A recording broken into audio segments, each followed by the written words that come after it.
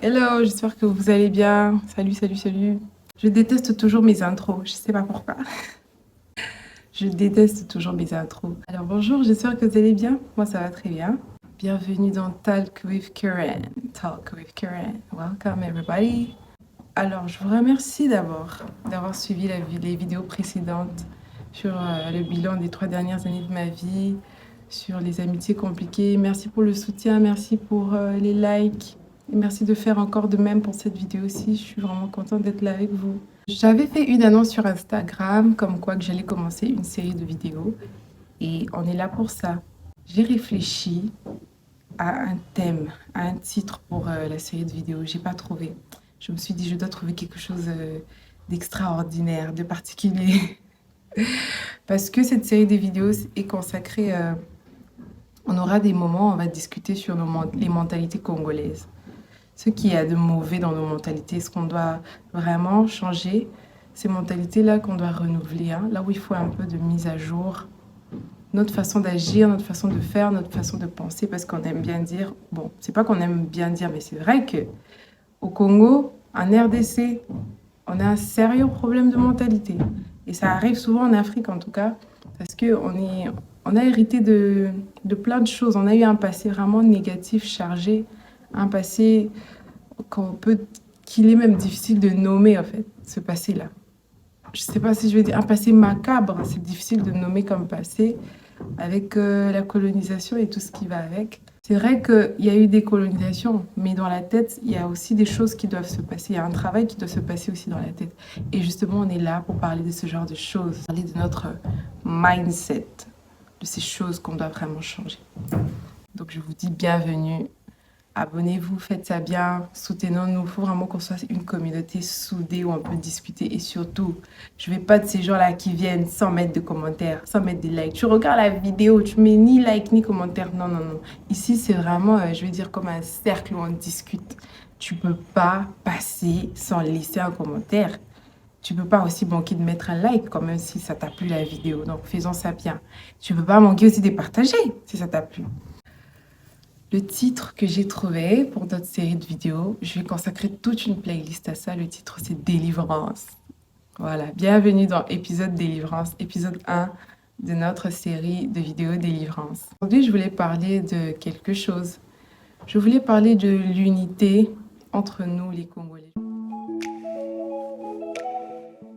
J'ai fait un constat que au Congo, en RDC, on n'est pas très unis.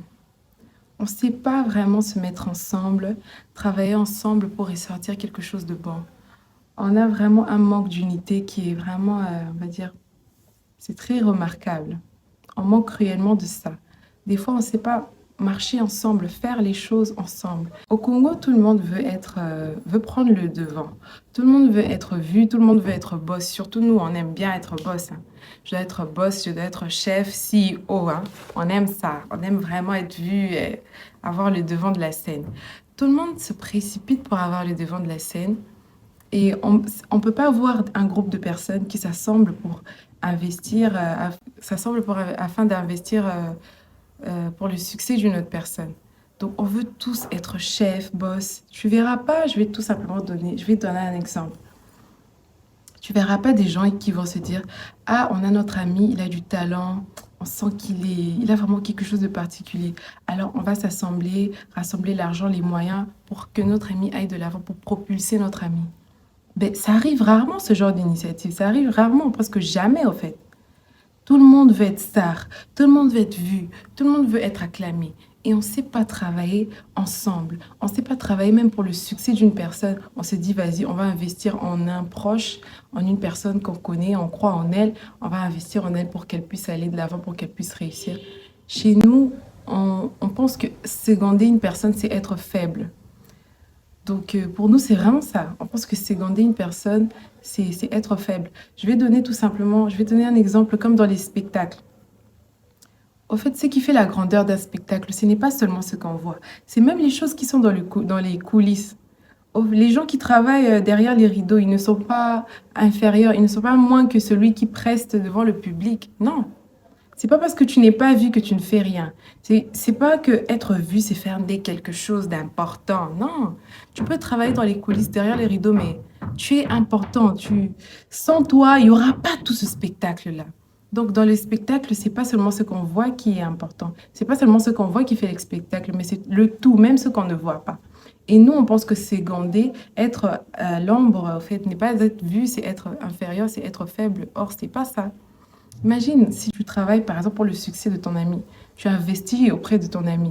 Ben, c'est une gloire, en fait.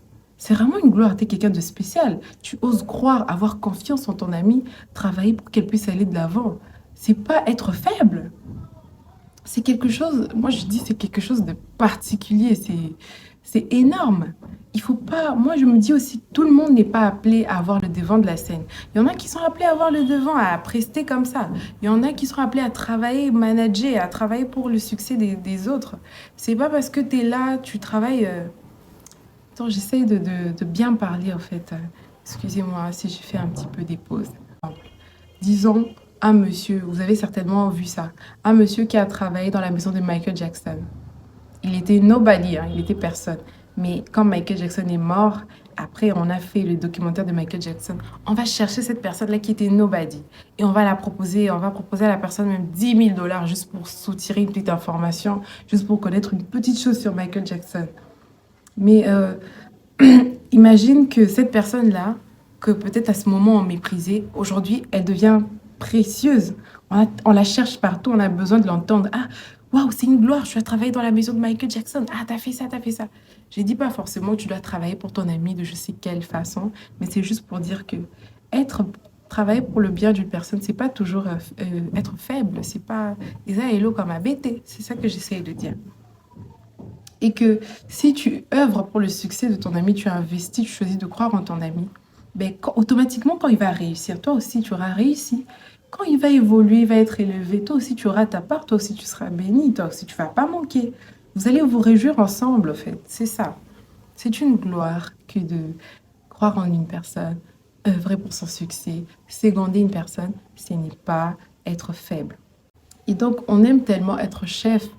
Tu verras ton prochain, il ouvre, je donne un exemple, il ouvre une boulangerie. Au lieu de te dire que je vais faire entrer l'argent chez mon prochain pour qu'il prospère aussi, je préfère soutenir mon prochain. Non, toi tu te dis, il a ouvert une boulangerie, moi aussi je vais ouvrir une boulangerie. Tu peux aller investir chez ton ami, tu dis, il a une boulangerie, ça avance, je vais aller investir là-bas, comme ça moi aussi j'aurai un retour. Mais non, toi aussi tu vas ouvrir la boulangerie. C'est comme ça qu'au Congo, tu vas avoir une dame, elle vend des épices, une autre, elle vend des épices. 3 tables qui se suivent comme ça, les 3 personnes vendent la même chose.